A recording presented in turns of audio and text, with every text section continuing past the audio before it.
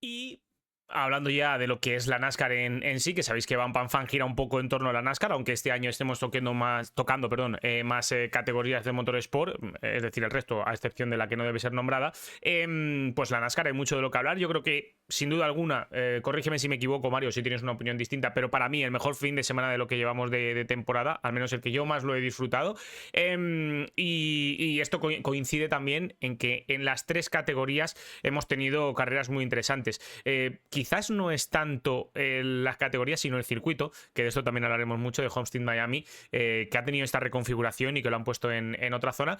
Pero bueno, del calendario quiero decir. Pero bueno, diciendo esto, yo creo que ya vamos a arrancar directamente con la NASCAR Cup y vamos a comenzar, pues bueno, con que Larson consigue su victoria número 30 en Miami. ¿Llegará antes la 33 de Larson que la de cierto piloto asturiano, Mario? Lo peor es que tiene toda la pinta, para qué mentir, ¿no? Pero sí, sí, es decir, fin de semana, iba a decir casi perfecto, por no decir perfecto, porque bueno, todos sabemos lo que pasó y ya lo hablaremos cuando llegue el Xfinity, de un piloto del cual este circuito siempre ha sido su especialidad, por decirlo de alguna forma o de otra, ¿no? Favorece mucho su estilo de pilotaje, favorece esa habilidad que tiene para hacer esa línea que incluso lleva su nombre, la línea Larson, se la ha llamado en muchas ocasiones, de Larson Line. Y nada, un fin de semana fantástico de un piloto que, bueno, se puede quitar la espinita quizás de aquello que le pasó el año pasado, justo cuando se quedó a las puertas de entrar en la Final Four, ¿no? Sí, decían un poco durante la retransmisión de la NASCAR, compartían un mensaje en la cuenta oficial diciendo algo así como: cuanto más cerca vayas del muro, más rápido tú vas a llegar a ser, ¿no? Y este es el perfecto ejemplo de lo que fue Larson, ¿no? Porque si bien es cierto que vimos a varios pilotos tocar el muro, porque ya sabemos la línea característica de Homestead Miami, que es cuanto más pegado vayas al muro, mejor, porque digamos que coges más inercia y vas mucho más rápido, vimos a muchos pilotos que tocaron el muro con quizás, si no que se lo digan a Bowman, alguna consecuencia en el resultado. Y sin embargo vimos a Larson, que fue uno de los que más tocó el muro posiblemente, o al menos de los que las cámaras le pillaron más veces tocando el muro, porque ya os digo yo que no vimos todo lo que pasó entre coches y muros. Y Larson, que fue uno de los que más tocó el muro, sin embargo luego fue el que sacó pues bueno, el gran logro, ¿no? Que era ganar en esta carrera. Ganó aquí el año pasado no, ganó Tyler Reddick. Pero bueno, es un piloto que en circuitos de milla y media siempre ha ido muy bien. Kyle Larson, un piloto que tiene, si no me equivoco, más de 12 victorias de stage en este tipo de circuitos, algo con Nesgen, ojo, algo que no ha conseguido ningún otro piloto. Tiene más vueltas lideradas aquí que nadie, y de hecho el doble de vueltas lideradas que el segundo que más vueltas lideradas tiene en este circuito, que es una auténtica barbaridad. Y bueno, sí que es cierto que aunque no tuvo un dominio, Mario, excepcional, Larson, Ujú. Sí, sí. fue una carrera muy divertida por eso, porque se podía intuir, se podía ver que iba a estar luchando por la victoria, pero hubo luego grandes nombres que estuvieron ahí luchando por la victoria, ¿no? Alex Bowman, sobre todo, Bubba Wallace, Denny Hamlin con ese bonito final en el Stage 2, es decir, nos deleitaron con una carrera que fue muy entretenida y divertida. Sí, típica de Homestead, ¿no? Y a veces, bueno, por cosas como esta, supongo que al final el negocio depende de otras cosas, ¿no? Pero te preguntas cómo es posible que al final solo tenga una cita en el calendario este circuito, ¿no? Porque es una garantía de espectáculo, es un poco lo que Kansas, ¿no? Viene a ser también. Es garantía de espectáculo, es un mercado interesante. Miami sí que se toca, hay muchas carreras en Florida de NASCAR, pero pues eso, es decir, dices, nadie diría que no a otra carrera así a lo largo de la temporada, ¿no? Una en los playoffs y otra después, ¿no? Y ya sobre todo ya ni hablo de lo que sería el hecho de que ocupara el puesto de la Final Four, ¿no? Por las evidentes y, bueno, bastante odiosas comparaciones con Phoenix, ¿no?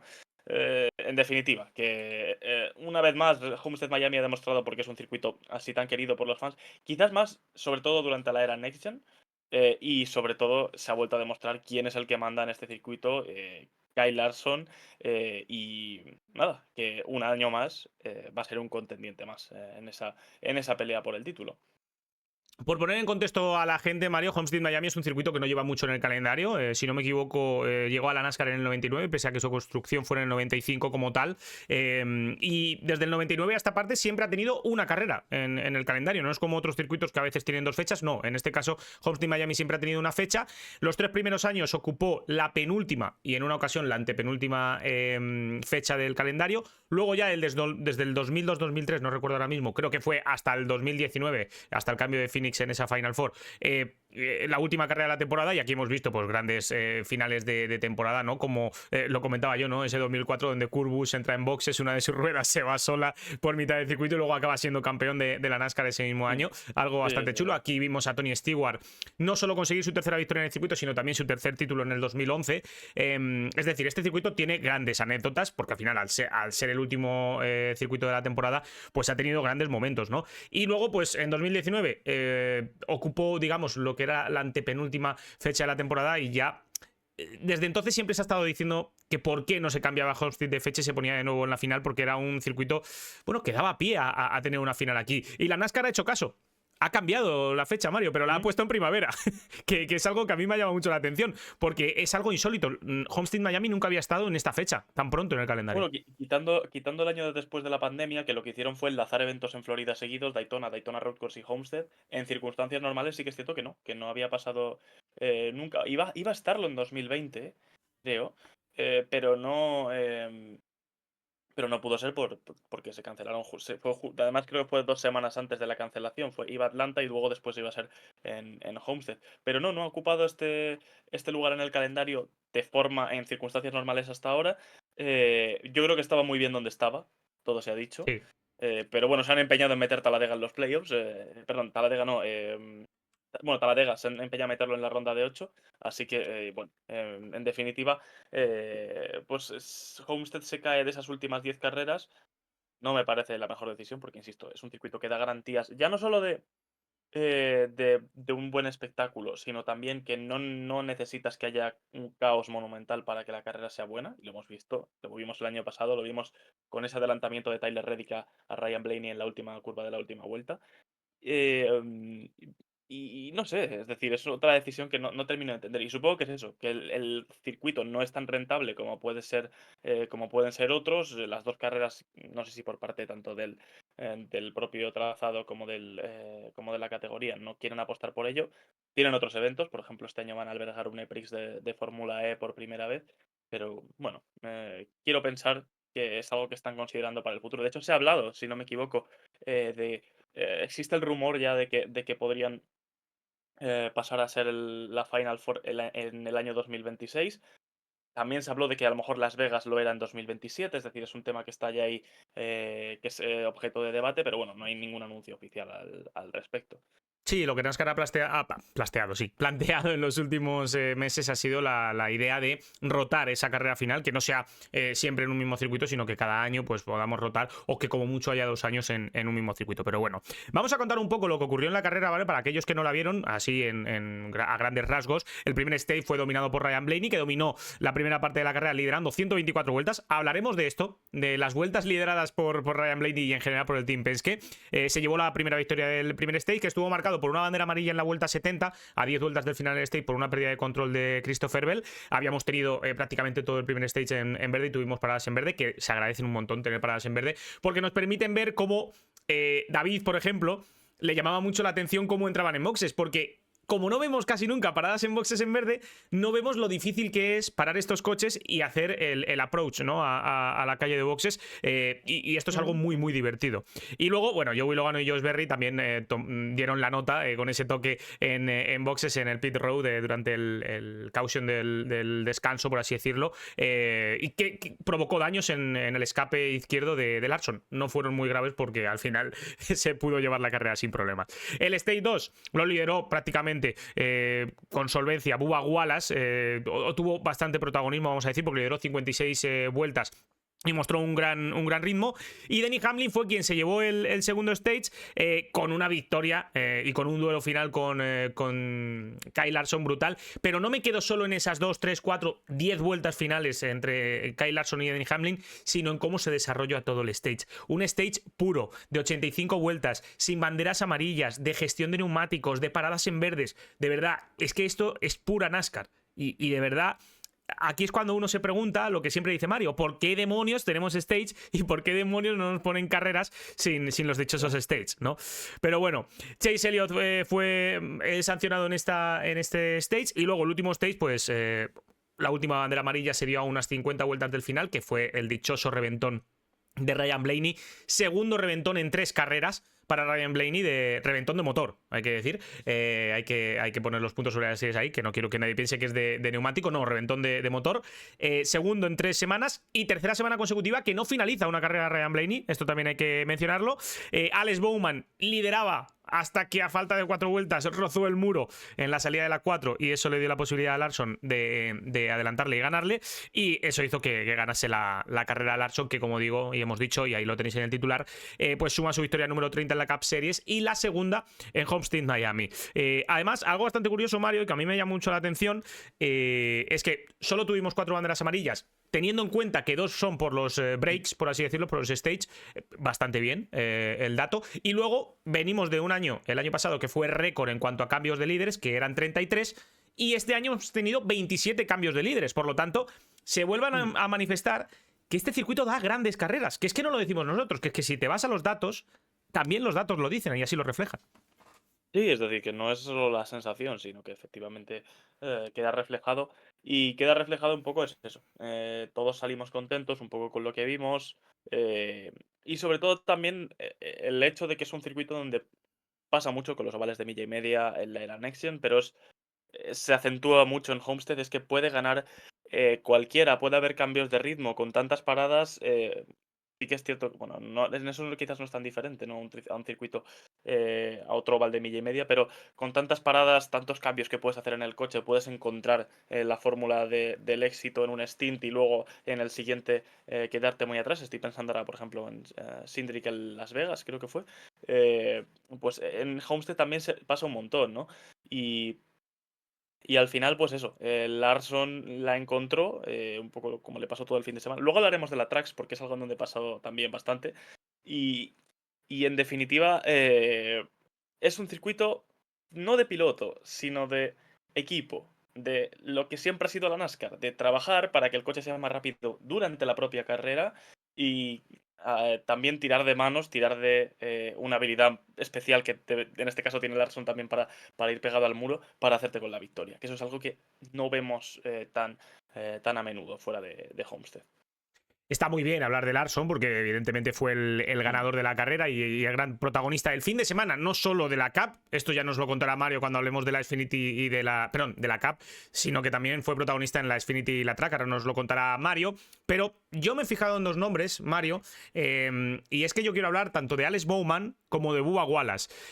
Vamos a empezar a hablar de Alex Bowman, que claro, ahora la gente ve que queda segundo, que está a punto de ganar una carrera, y es como, vaya, este chico está aquí. No, no. Es que lleva una temporada muy buena, quedó sexto en Daytona. Sí que es cierto que en Atlanta, 26º, no tuvo un buen resultado, pero a partir de ahí, noveno en Cota, séptimo en Phoenix, séptimo en Las Vegas y segundo aquí. Es decir, todas sus actuaciones son top 10, a excepción de la segunda cita de la temporada en Atlanta. Por lo tanto, Bowman, muy buena carrera en Austin Miami, pero también muy buen progreso durante la temporada, que le mantiene tercero en el campeonato y que habla muy bien del trabajo que está haciendo y quizás algo que tiene que hacer, porque en Hendrick hay 3 grandes pilotos que tiene como compañeros, que son William Byron, Kyle Larson y Chase Elliott.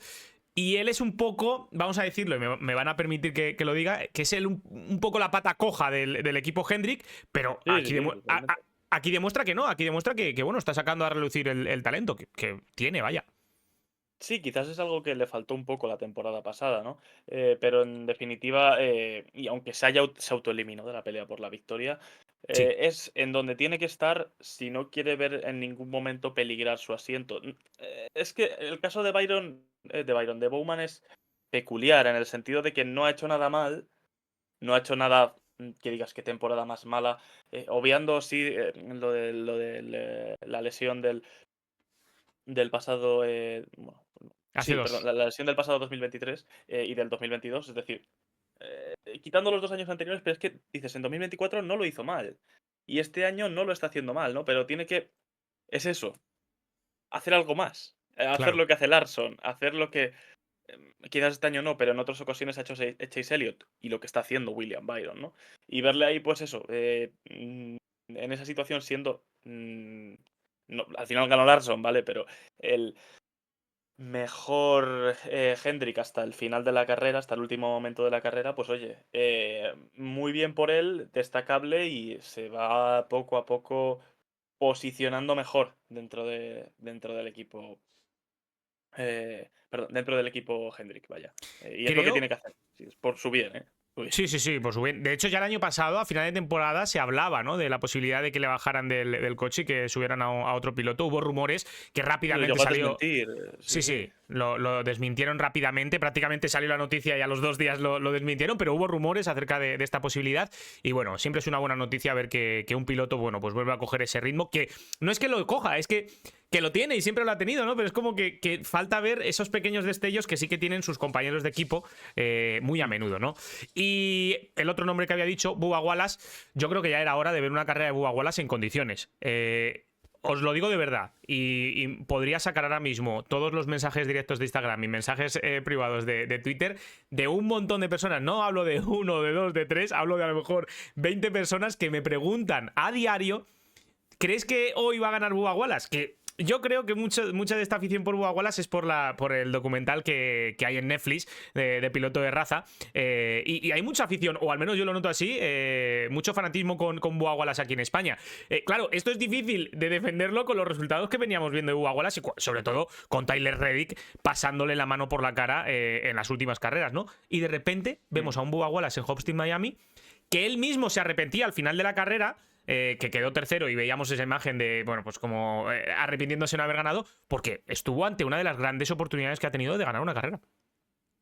Efectivamente. Es decir, sí que es cierto que el fenómeno de Bubba Wallace, yo creo que al final, que no se me malinterprete, ¿no? Pero siempre ha estado muy cargado por su personalidad y su historia más que por los resultados que ha tenido, ¿no?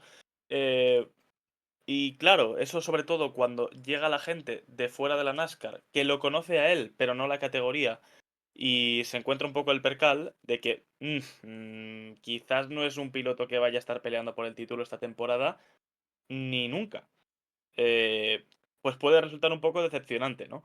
Y sobre todo, lo del año pasado, cuando Tyler Reddick ganó la temporada regular y él se quedó fuera de los playoffs a 200 puntos de su compañero, son cosas que incluso dices: "Uf, ¿hasta qué punto ese asiento está en las manos correctas, ¿no?". Pero insisto, verle haciendo unas buenas carreras, peleando por la victoria, porque es que podría haber ganado esta carrera perfectamente, eh, le coloca en una mejor posición que en la que está, que no está nada mal, y es de agradecer. Yo creo que es bueno para la NASCAR, porque al final contentas quizás a muchos fans casuales que se esperaban una cosa y la tienen, y la consiguen, que es lo que quizás no tenían hasta ahora con Wallace, y pues eso, y además además es un tío muy simpático que cae muy bien a todo el mundo en el paddock, y eso, verle sacar unos buenos resultados es siempre agradable, siempre bueno. Yo creo que todos estamos contentos. Sí, de hecho, ya lo sabéis, ¿no? Que la legión de la NASCAR en España, sobre todo con David y conmigo abanderando un poco esto, siempre hemos dicho que Colcaster nos tiene ganado el corazón porque nos mandó aquel vídeo saludando a todos los nascarianos, pero también Bubba Wallace, porque hablando con Adrián Ferrer, que está compitiendo en Alcamenar, nos decía que en el fin de semana que coincidieron con la NASCAR Cup en Phoenix, Adri tuvo el placer pues de charlar con muchos pilotos de la NASCAR Cup. Y aunque bien es cierto que Adri dice que todos fueron muy majos con él, bueno, destaca sobre todo la cercanía que tuvo Bubba Wallace con él, que en todo momento se preocupó mucho por su situación, se preocupó mucho por sus inicios, por cómo estaba adaptándose a Estados Unidos viniendo de España, como que se interesó mucho por Adri, y pues bueno, pues eso también para nosotros es un punto a favor, ¿no? Y encima ver que ahora también se traduce en resultados, pues es algo muy bueno. Solo por mencionar, Mario, yo creo que una losa todavía para Bubba Wallace es el hecho de que el 23-11, cuando surge, confían en él como el piloto para el equipo. Luego el 23-11 se expande a un segundo coche que en un principio, si no me equivoco, es ocupado por Kurt Busch, y luego finalmente llega Tyler Reddick, y lo que no es normal es que Tyler Reddick, siendo, por así decirlo, el segundo piloto, que no es segundo piloto, entenderme, pero que es el que viene más tarde, es ahora mismo la punta de lanza del 23-11. Y ahí es donde. Y permíteme que te diga que este año con Riley Herbst, si en algún momento de la temporada Riley Herbst le empieza a mojar la oreja, ya estamos hablando de serios problemas para Bubba Wallace, ¿eh? Suerte que no va a pasar, pero bueno, sí, sí, sí, es decir, no, efectivamente, efectivamente. Su situación es esa. Ha venido gente y se le ha puesto por encima. En el caso de Kurt Busch, ¿tenía sentido que estuvieran por encima? Por supuesto, por supuesto. Por el simple hecho de que, a ver, al final era un campeón de la NASCAR, ¿no? Eh, en el caso de Tyler Reddick también tenía sentido porque era un talento súper prometedor que ya venía de hacer cosas muy interesantes en el equipo Richard Childress. Con Riley Herbst obviamente no iba a suceder, pero una situación que sí que podría llegar a darse es pues, por ejemplo, si el año que viene el 23-11 dependerá también mucho de las finanzas, que no están precisamente en su mejor momento por razones obvias. Quizás un juez tenga algo que decir al respecto, ¿no? Pero si, por ejemplo, el año que viene deciden subir a Corey Haim, que es un talento muy interesante, ojo cuidado, ¿eh? Ojo cuidado porque sin ser el mismo perfil que Reddick, aun pudiendo ser igual de prometedor, pero en experiencia no le alcanzas en ningún momento.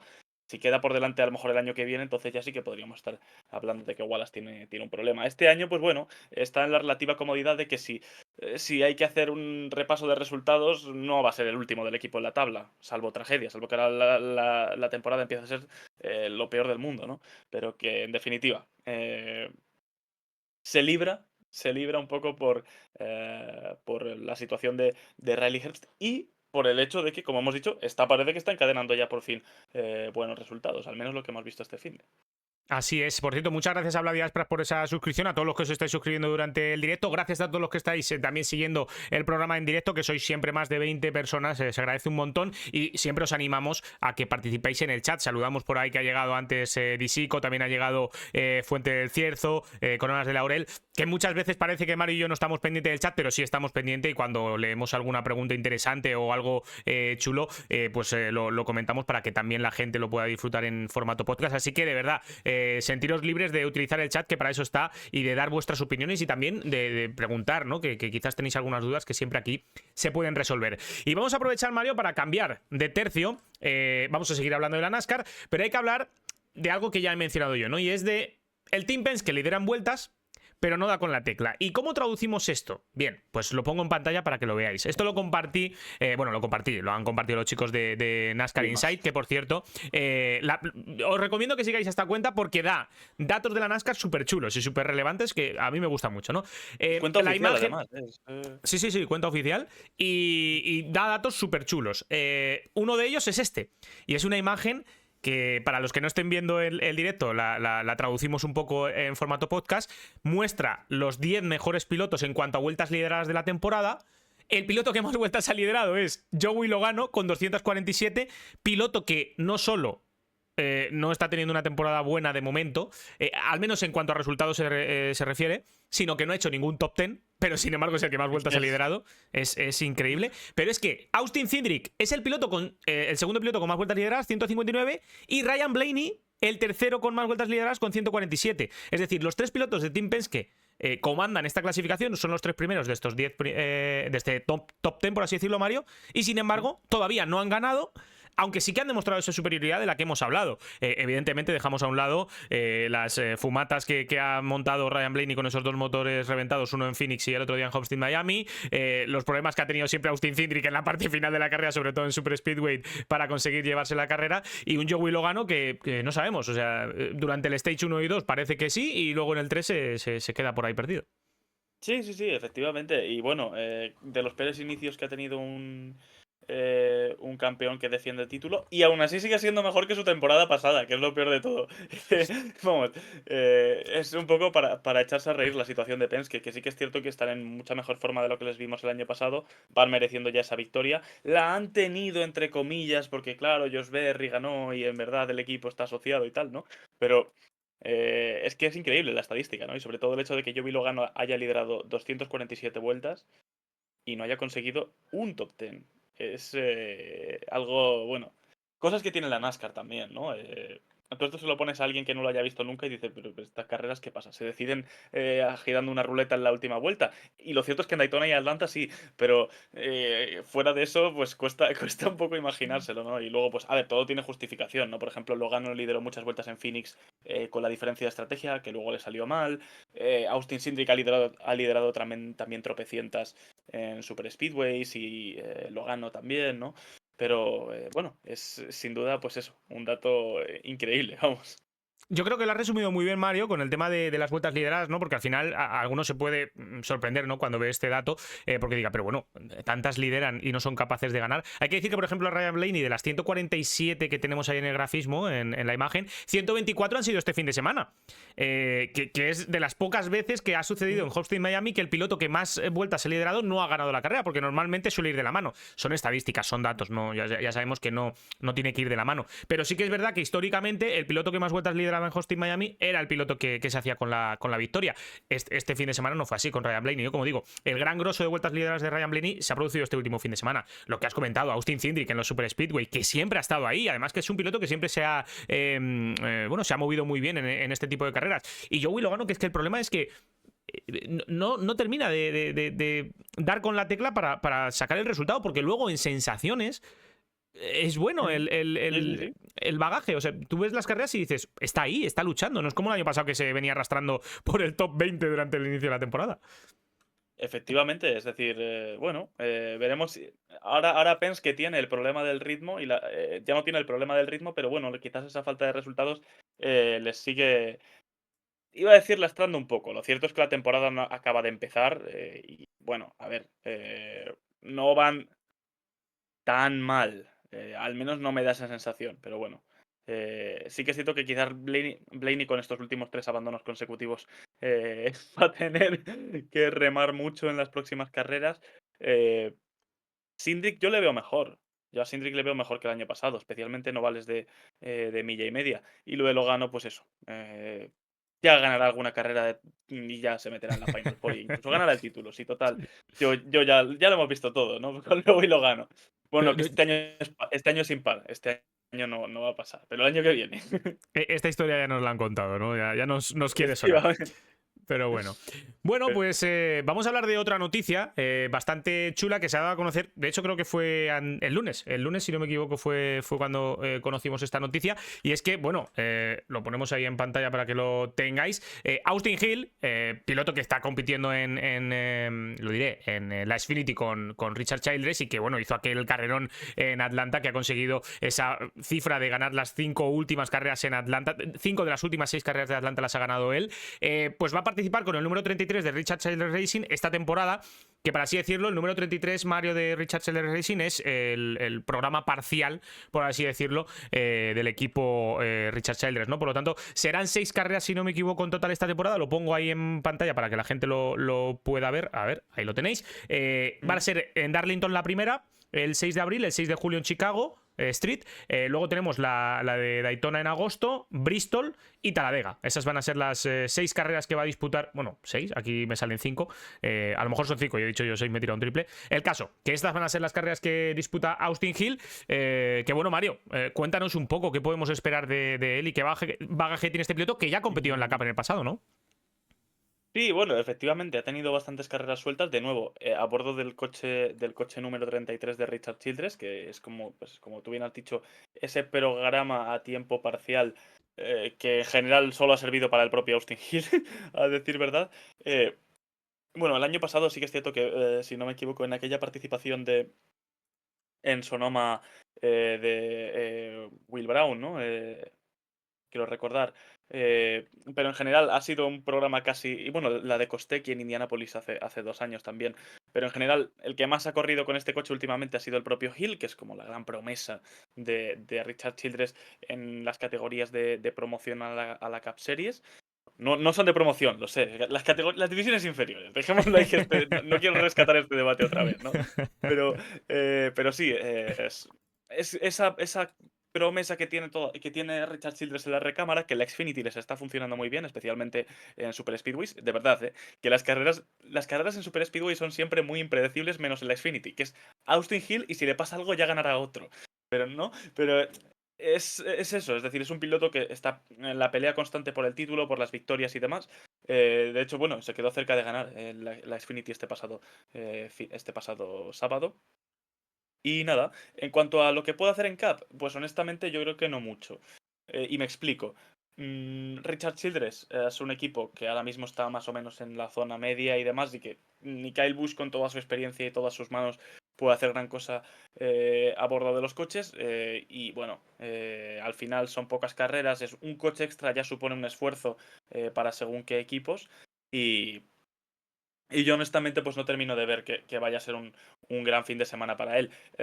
Sigue siendo mejor, a ver, por supuesto, expectativas es que ronde la zona media-baja, haga una carrera eh, medianamente digna, incluso que incluso la gente se le olvide que está allí, ¿no? Eso ya sería un poco lo esperable, ¿no? Sus resultados no han sido de nuevo nada del otro mundo, y veremos quizás si en esa carrera en Super Speedway en Talladega puede. Corre Daytona y Talladega, creo. Veremos si en esas dos carreras en Super Speedways quizás sí que puede destacar más porque es su especialidad. Pero claro que no es exactamente igual correr en Super Speedway en la Xfinity a hacerlo en la Cup, sumado a que Richard Childress en la Xfinity tiene un auténtico cohete para los Super Speedways, en la Cup pues no tanto. Por cierto, estáis viendo en pantalla la livery del coche que llevará, porque no lo hemos comentado. No hablamos mucho de esto en Europa, pero sí que en América como que le dan mucho valor al patrocinio, porque al final es lo que hace posible que estos pilotos compitan. Y lo hará con United Rentals, que bueno, es una empresa, por así decirlo, como de alquiler de maquinaria para construcción. Y por eso, si os fijáis, en el mono de Austin Hill parece que lleva el típico peto de obra, ¿no? El típico, por así decirlo, peto, pues es muy característico. Me gusta mucho la conjunción de colores, naranja, azul y blanco. Y bueno, pues a ver qué puede hacer. Oye, la verdad que expectativas, pues grandes expectativas no hay, pero todo lo que sea un top 10, No, bienvenido sea, ¿no? ni muy bien ni muy mal, ¿no? Es Exacto. decir, un top 20 estaría bien, sí. Pero Sí, sí. podría darlo como un fin de semana positivo. Pues bueno, eso en cuanto a Austin Hill. Y ahora, Mario, llega el momento de la Xfinity y de la Track. Dejamos la Cup apartada un momento. Y digo un momento porque luego cuando hablemos de la IndyCar vamos a rescatar la NASCAR de nuevo. Hay un tema curioso, tema de audiencias que hay que hablar, comparándolo la NASCAR con la IndyCar, que ya sabéis que en Estados Unidos siempre es bueno, un tema que se habla prácticamente fin de semana tras fin de semana, esa comparativa constante entre ambas categorías. Pero es que además la IndyCar también tiene un dato que nos trae Mario muy interesante en comparación con la categoría que no debe ser nombrada. Pero bueno, eso será después. Ahora, Mario, toca pues hablar de la Xfinity y de la Track, ¿no? Sí, efectivamente, hemos tenido doble ración de divisiones inferiores este fin de semana en Homestead Miami. Y bueno, qué decir. Acción, como siempre, y quizás la presencia destacadísima de Kyle Larson en las dos categorías, ¿no? Si queréis empiezo por la Track Series, que fue la primera que se disputó, la división de bronce, tradicionalmente ya sabéis, la madrugada del viernes al sábado, supongo que muchos no estaríais en directo ahí para seguirla. Yo tampoco porque tenía 13 horas de Enacart, así que tenía que dormir. Al día siguiente tenía faena, ¿no? Pero bueno, la pole fue para el piloto que, bueno, está llamado a dominar esta temporada, que es Corey Haim. Y segunda posición para Tanner Gray, uno de los pilotos que ha decidido quedarse esta temporada. Luego hablaré de Taylor Gray, que es su hermano, pero eso es Xfinity. Eh, Nada más en la salida tuvimos un accidente de Guy Ruggiero con Ben Rose, el bicampeón. Y bueno, en la relanzada mismo, Larson ya se posicionó como uno de los candidatos a la victoria, atacando a Corey Haim y tras unas 5 o 6 vueltas consiguió ponerse líder con ese 0-7 de Spire Motorsports. De todas formas, ¿qué pasaba? La carrera, bueno, da muchas vueltas, ¿no? Y aunque Larson se había puesto primero, sí que es cierto que luego en los long runs, y quizás también por esos ataques que había hecho, desgastó un poco más los neumáticos, perdió el agarre de la parte trasera y justo al acabar la Stage 1, Corey Haim le llegó a adelantar y fue el piloto de Tricon quien se llevó la Stage, ¿no? El piloto del coche número 11. El segundo Stage, parecía que Hendrick había intentado un poco cambiar la estrategia, y no hablo de estrategia de parada, sino un poco cómo afrontar el reglaje del coche. Porque al principio de la Stage se vio a Larson con un ritmo así, un poco así asá. Eh, Llegó a pasarle incluso a Stuart Friesen en ese top 3. Y luego al final fue cuando de repente revivió esa camioneta, ese coche número 07. Pero bueno, de nuevo fue Corey Haim quien se hizo con la victoria del segmento. Y con Larson segundo, por supuesto. El tercer stage empezó con una mala relanzada de Larson. De hecho, Corey Haim cogió rápidamente y muy cómodamente el liderato. Y se inició, yo creo que la mejor parte de la carrera. Un duelo apasionante a 3 por la victoria entre Corey Haim, Lane Riggs y Ross Chastain. Incluso, bueno, duelo a 4 porque también estaba Kyle Larson por ahí. Sí, Rochastain también estaba participando. Lo que pasa es que con Nice Motorsports es un equipo un poquillo más... iba a decir malo, pero ha llegado a la Final Four con Carson Hocevar, pero no es un equipo tan llamado a pelear por victorias, ¿no? Y bueno, llegó a ponerse incluso líder el propio Chastain con ese 44, pero bueno, Corey Haim sacó poco después el martillo pilón y acabó adelantándolo, ¿no? La carrera dio un vuelco, eso sí, justo en mitad del stage, con un trompo de Kyle Larson. Cuando peleaba con Lane Riggs, el piloto del coche 07 se perdió la trasera y acabó trompeando haciendo un 360, pero bueno, pudo continuar de hecho sin tocar el muro siquiera, ¿no? Y parecía que estaban ahí sus opciones de victoria, que habían desaparecido ya, pero bueno, apareció el otro milagro, y es que durante las últimas vueltas se inició un duelo a 3 fantástico entre Corey Haim, Lane Riggs y Ross Chastain. Eran los que estaban peleando antes en el duelo a 4, solo que esta vez sin Kyle Larson. ¿Qué pasó? Que destrozaron sus neumáticos por completo, y Kyle Larson empezó a recortarles, a recortarles, a recortarles con una diferencia abismal de ritmo, y cuando ya se habían distanciado un poco parecía que Lane Riggs tenía la opción de victoria, que fue el rookie del año en la temporada pasada. Kyle Larson lo acabó adelantando con cierta comodidad y haciéndose con su cuarta victoria en la NASCAR Track Series. En fin, una carrera de verdad muy... Uy, donde ahí la acción en pista fue un espectáculo. Uy, se me acaba de... sí, Espérate. ha sido momentáneamente, pero te hemos recuperado, Mario, tranquilo. Bueno, ¿O no? sigue pausado, pero... Espérate. Bueno, No nos están viendo la gente... mientras te oigamos, yo creo que está bien. Para la gente que no nos esté viendo, el problema es que la cámara de Mario acaba de frisearse y digamos que nos lo va mostrando por fascículos. No es un frame muy continuado, Va pero por bueno. frames, ¿no? Sí, parece que te vamos recuperando, Mario. Aunque tu voz sigue perfecta ahí, ¿eh? Vale, vale, perfecto. Por cierto, Bueno, déjame un inciso, Mario, y te pongo en pantalla grande para que sí. si quieren seguir hablando, sigan hablando. O sea, llevamos aquí 47 minutos hablando de carreras, que al final es para lo que venís, ¿no? Para hablar de escucharnos hablar de carreras y divagar con nosotros. Y se frisea la cámara de Mario y es cuando más escribís por el chat. Gracias. De verdad, no, todo en orden, de verdad.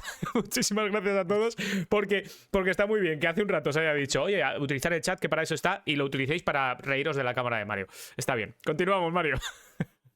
La gente aquí solo viene a verme pixelado o medio congelado. Eh, y bueno, eso, cuarta victoria de Kyle Larson en la Track Series, y Corey Haim se pone líder.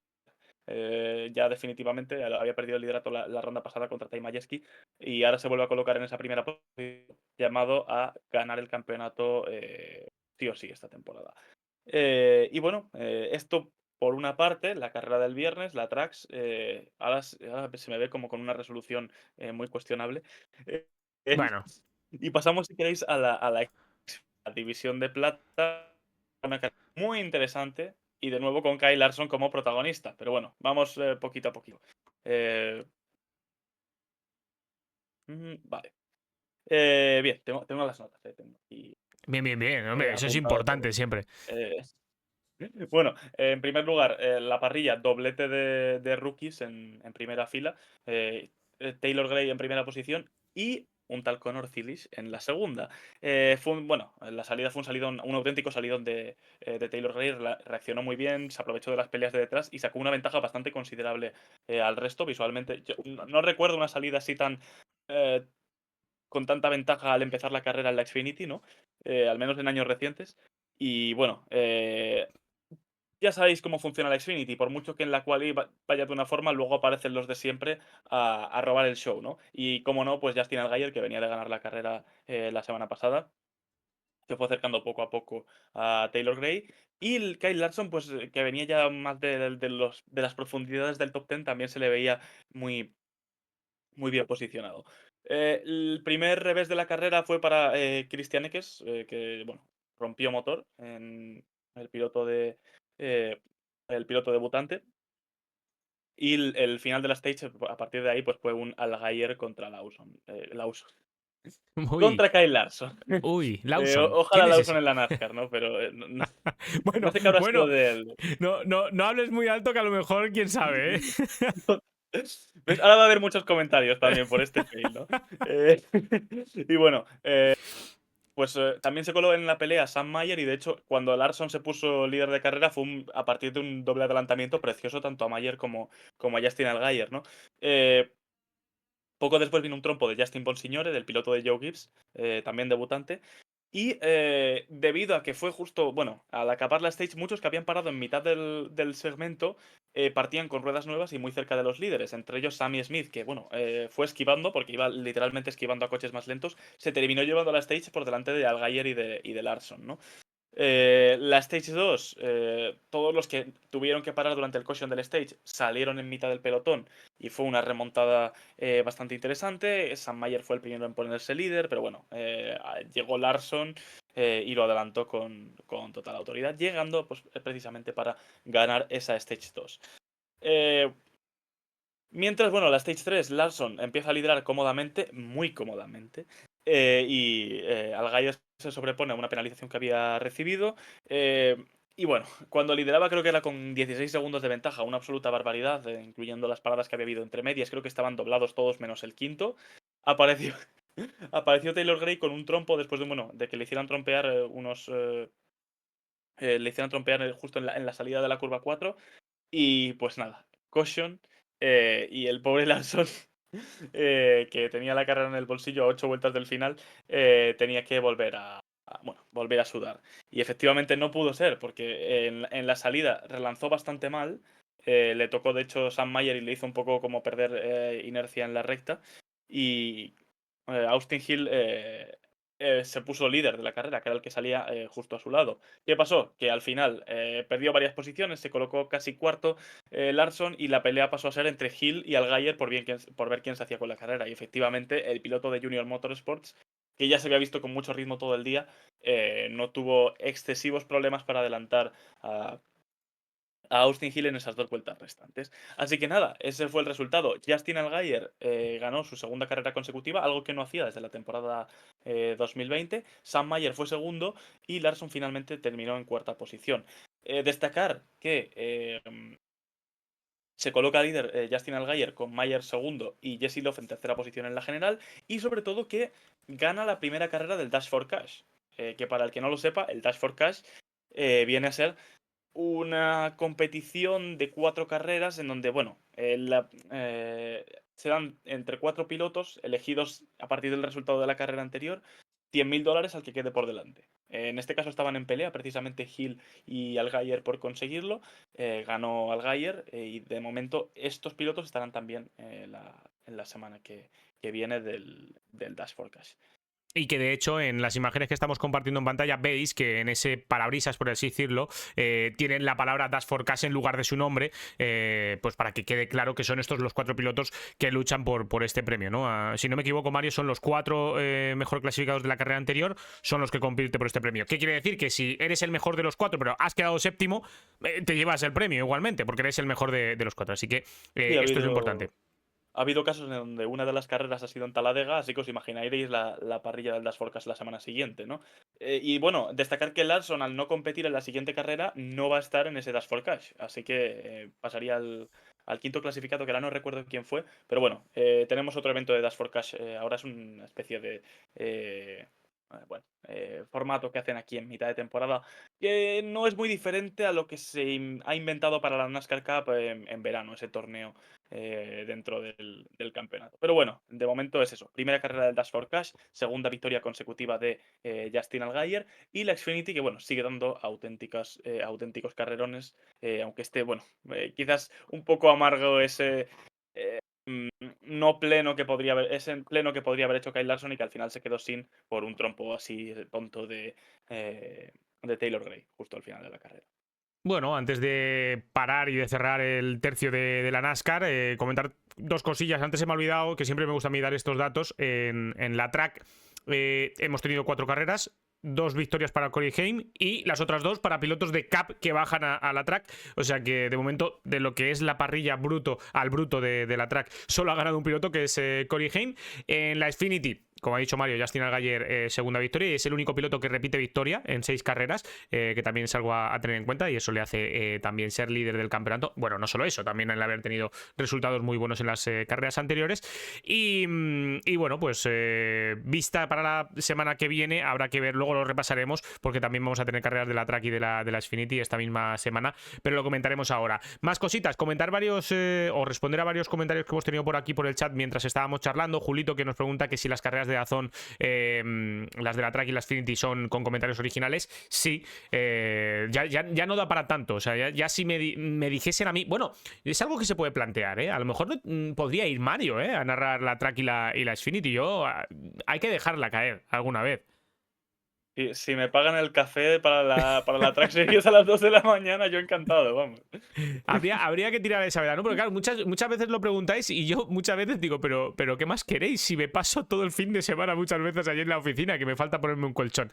Estaría muy bien tenerlas en español, pero bueno, también viene bien que las disfrutéis en el formato original para que veáis un poco la diferencia, ¿no? El cómo lo viven allí en Estados Unidos y el cómo lo vivimos aquí, que también sirve muy bien. Que también otra opción, pues quizás sería que la gente pueda elegir qué quieren oír, si el formato original o el español, pero bueno, eso ya le compete a otras personas. Y por otro lado, Fuentes de Cierzo, que nos preguntaba acerca del In-Season Tournament, que lo has comentado tú un poco por encima, Mario, pero que es una especie de torneo que se ha inventado la NASCAR este año y que será a mitad de temporada. Ojo, no se va a paralizar la temporada continúa, pero a partir de la carrera de Atlanta, de la segunda carrera de Atlanta, y hasta Indianápolis, es decir, en 5 carreras, va a haber un torneo.